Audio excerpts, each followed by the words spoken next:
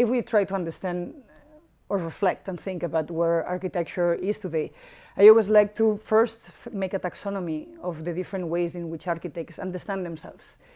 And in that taxonomy, I always like to differentiate and to think of architects through three different lenses. The first type of architect is what I call the enabler, the facilitator. For me, it's very similar to sometimes the dictator, because in trying to bring people together and to make what we sometimes call collective forms of design and inquiry, ultimately what it does, it perpetuates the already existing ideas there. The second type is what I like to call the iconographer. And the iconographer is someone who's interested in producing forms of representation and forms of signification, legible forms that allow people to resonate and to understand architecture as something that is part of their cultural construct. And yet, ultimately, if this architect tries to aspire to the sublime, most of the times is using metaphors and using easy forms of communication and producing what I always call almost a kind of a banal attempt to the production of new forms or aesthetics. And then the third type is what I call the agitator. That is the one that is against everything and all and trying to make criticism the tool of its practice, and yet at the same time is unable to produce either new collectivities or is able to produce new aesthetics. So what happens when we are all occupying this world that is divided between enablers, iconographers, and agitators with self-proclaimed avant-gardes and at the same time corporate forms of practice, is that we ultimately do not have the ability to change the world. So when we are trying to think about the way in which the world should be changed, and it should, we are still all striving for higher forms of equality, for higher forms of creativity and diversity. Architecture, for me, is probably one of the most incredible drivers in that production of a possible future, is in fact by bringing those three characters together. So of course one needs to be an agitator and be able to criticize and understand the structures of power that are oppressing us, and at the same time one needs to be able to enable and to produce new forms and new collectivities, but collectivities that are not yet based on the structures that we have inherited, but the new ones. So this is what I call new transversal forms of collectivity, and ultimately produce new iconographies and new forms of representation. And so an aesthetic project that is capable of bringing us all together differently, that is able to also break with the aesthetic forms and the politics associated with them, is to me the three legs that any single architect needs in order to stand to be a contemporary, real architect. I think there are some things that are really driving contemporary life, and we all know that technology is allowing us and enabling us to share more things than ever before with a speed that is unprecedented. And we are also living and experiencing space and the world very differently. So it is very common sense to say that we are living in the era of sharing, right? And so what does the sharing movement mean and entail for architecture? How technology has been able to radically change the way in which we move, the way in which we share transportation or apartments or books or images or personal experiences, is something that we as architects have not yet been able to lead. And so the question is, what are the consequences when architecture in fact was always that space of collectivity where different constituencies would come into what we used to call public space? What happens when the redefinition of the public space now exists through different modalities and platforms? So in this sharing movement, many of the questions that I'm trying to ask is, how do we bring people together differently? Every single revolution throughout the history of humanity has consisted in bringing different types of people together. I think this is probably one of the most fundamental questions. And to understand that within the traditional politics of collective space and collective form is, to me, one of the essential columns of our contemporaneity. One of the big things that I think we are still unable to really cope is with what I call the architectures of labor, or what we call also the human edifices.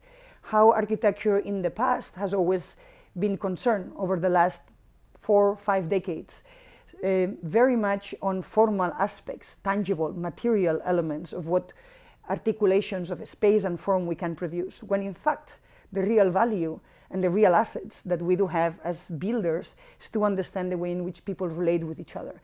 So this idea of the human edifices, that is a very Catalan thing if one imagines it, is in fact something that we have been working since back in 2014 when we created the US Pavilion at the Venice Architecture Biennale, as a way to really try to understand how all of us as architects are not only working independently, one against the other, competing in the competitions that the structures of culture or government put us for us to entertain ourselves, but in fact, how do we all work together to understand and transform the way in which we live?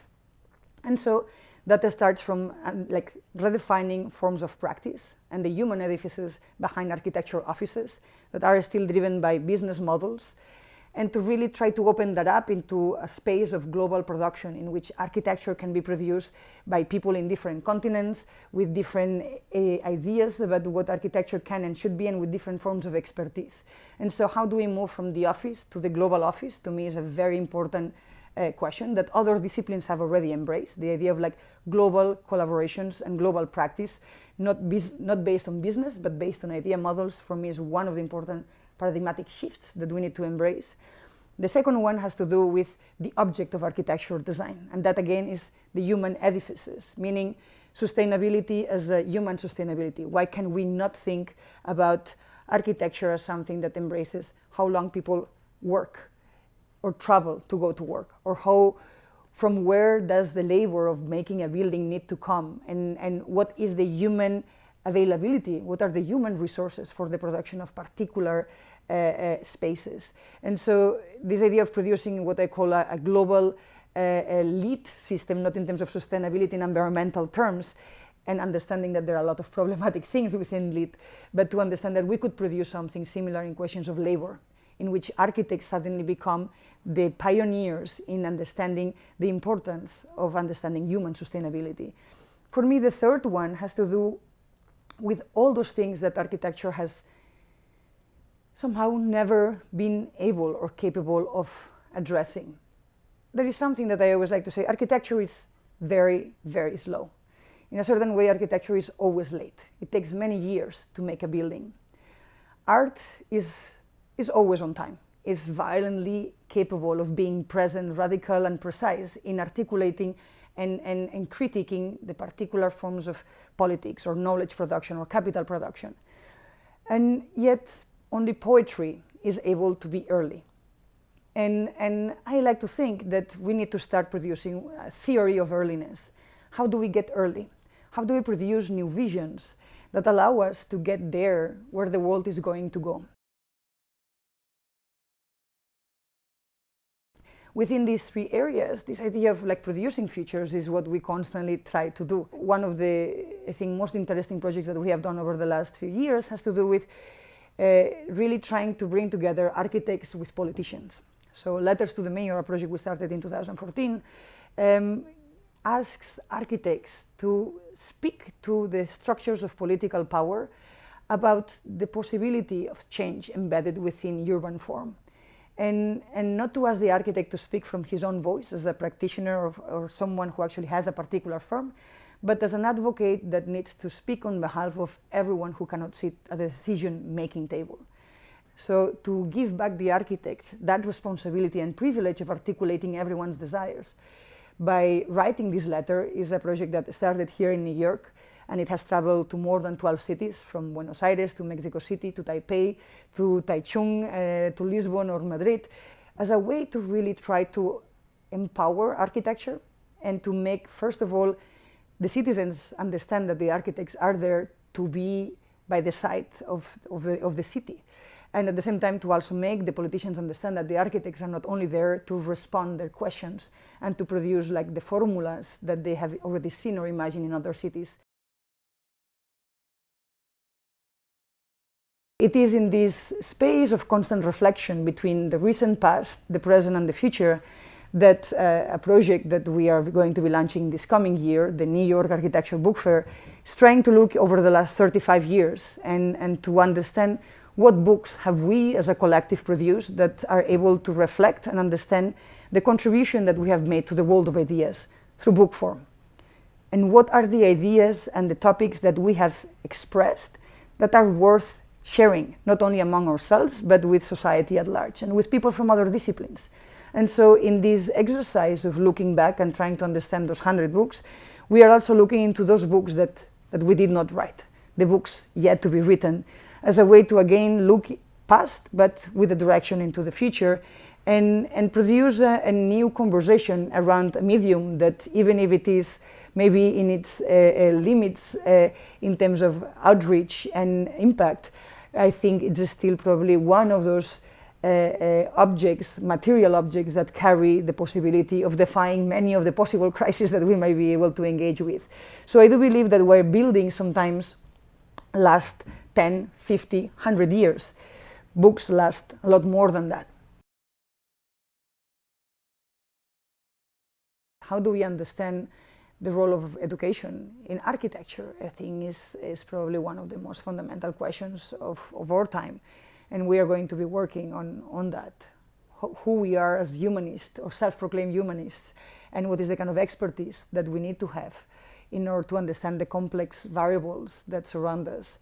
Do we need to be politicians? Do we need to be poets? Do we need to be artists? What kind of knowledge structures do we need to carry? And what kind of impact do we want to have ultimately into the world? It's a difficult question. And so every week I sit down for 2 hours trying to ask questions about words and terminologies and new ways of talking about the ideas that we are producing, and what innovation means, and what new forms of representation, and what new materials and what technologies are allowing us to really become more free, or become more equal, or become more powerful in relationship to ourselves. And so it's incredible to have a very diverse group of people coming from Iran talking about gay sexuality and how architecture can or cannot help liberate some of those forms of oppression, or what are the limits of architecture. I think that's one of the big questions that we have these days, is where does architecture find its most powerful center of gravity, and what is that we can do better than anyone else.